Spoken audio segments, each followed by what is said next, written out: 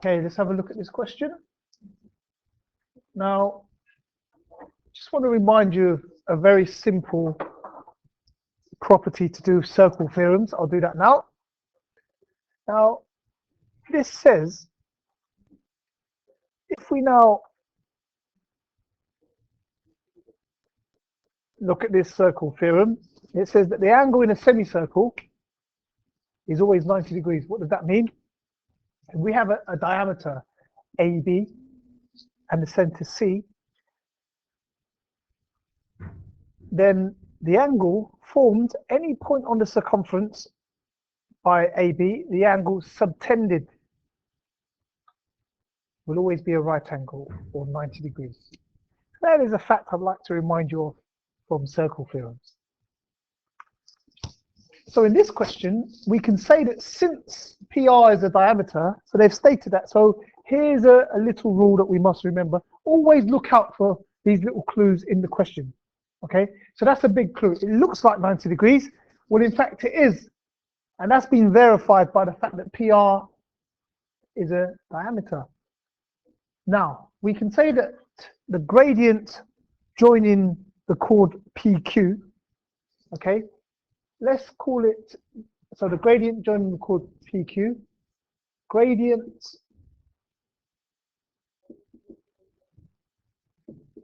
of PQ, well, that is given by the change in y over the change in x. So the gradient of PQ is given by the change in y over the change in x. In this case, it's 10 minus 2. Now remember, I'm doing the q minus the p. So 10 minus 2, that gives me 8. Over, again, I'm doing the q minus the p. I have to be careful here. So I'm doing 9 minus minus 3, which is 12. Okay? Because 2 minuses is a plus. That equals 2. I can divide top and bottom by 4. It's 2/3. Now, I will now work out the gradient of QR. And what do I know when two lines are perpendicular? I know that the product of their gradient must equal to -1. So now, we work out the gradient of QR. And then let's do that. Gradient. The gradient of QR. Okay? The gradient of QR is given by, again, the change in y over the change in x. So there, the y coordinate of Q is 10, and the y coordinate of R, we can just about see that is 4. Okay, so I have here 6 over, now again, being careful, I'm doing Q minus R, so I have to get it in that order. So it will be 9 minus A, not A minus 9, just to keep it consistent. That's very important, okay? 9 minus A, okay? Does that make sense? Now at this stage, let us clarify why PQ and QR are perpendicular. Well, here's the line PQ. Okay, let me extend that beyond. And here's the line QR.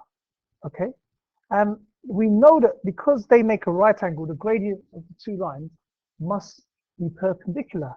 Okay, so you can see it here. The line extends indefinitely, but we're only concerned about the gradient, and that's an important fact for us to be able to work out the value of A, because we know that when two lines are perpendicular, the product of their gradients is equal to -1.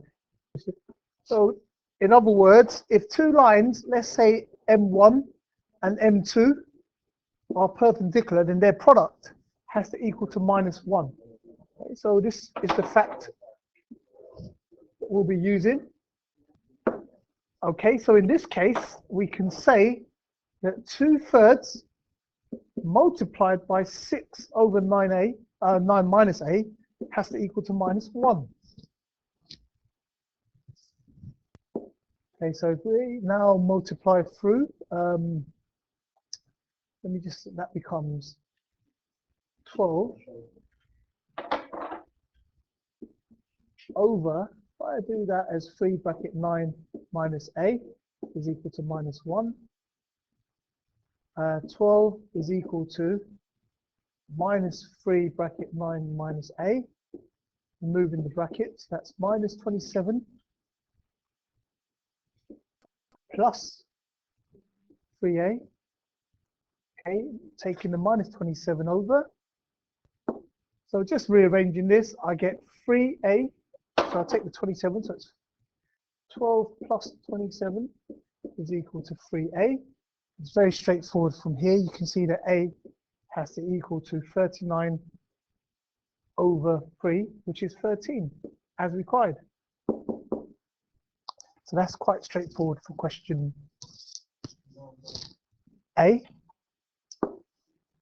Okay, so now for part B, let me just remind you that the general form for the equation of a circle is given by, so I'd like to remind you that the general form for the circle, the Cartesian equation of a circle, is x minus a squared plus y minus b squared is equal to r squared, where AB is the center and r is the radius.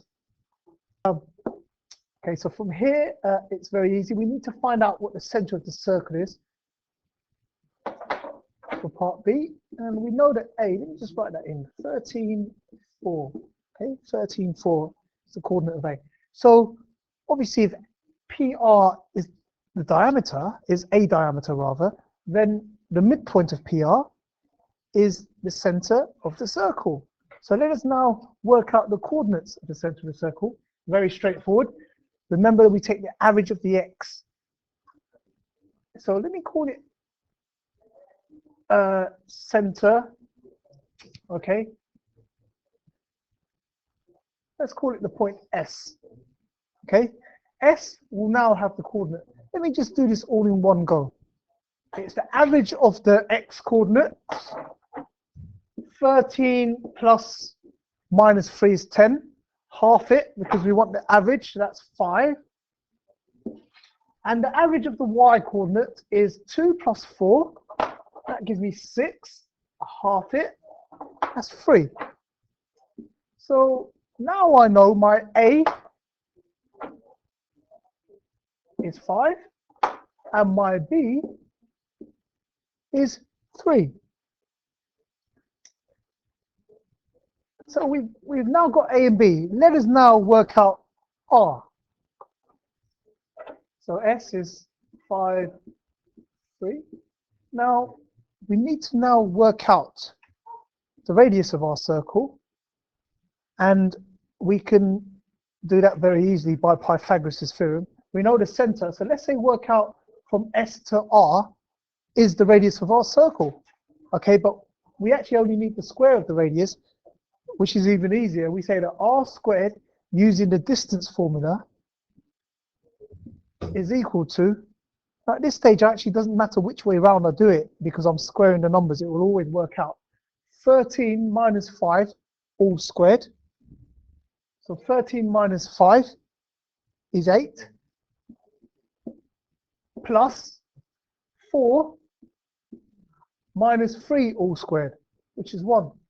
Now you can see that if I did 3 minus 4 all squared, I get minus 1. But when I square minus 1, the number becomes positive anyway. And similarly, if I did 5 minus 13, I get minus 8. But when I square it, I get positive 64. So it doesn't matter which way you do it here. Okay? But you just pick one. If I say r minus s, then I do it that way. It doesn't matter. It'll all work out. Okay? So r squared is equal to 65. Now that's all I need actually. I don't need 64 plus 1 squared, 65. Now that's all I need at this stage because now I have all my ingredients to state the center, the equation of the circle. I don't need r, I need r squared. So now, finally, I have all the ingredients I need to state the equation of my circle. And that simply says that x minus a, which we found to be 5, because that's the x coordinate of the center of the circle, squared, plus y minus b squared, and in this case b is equal to 3, is equal to r squared, which we've just found to be 65. And that is the final answer. Find an equation for C. And there's our equation for C.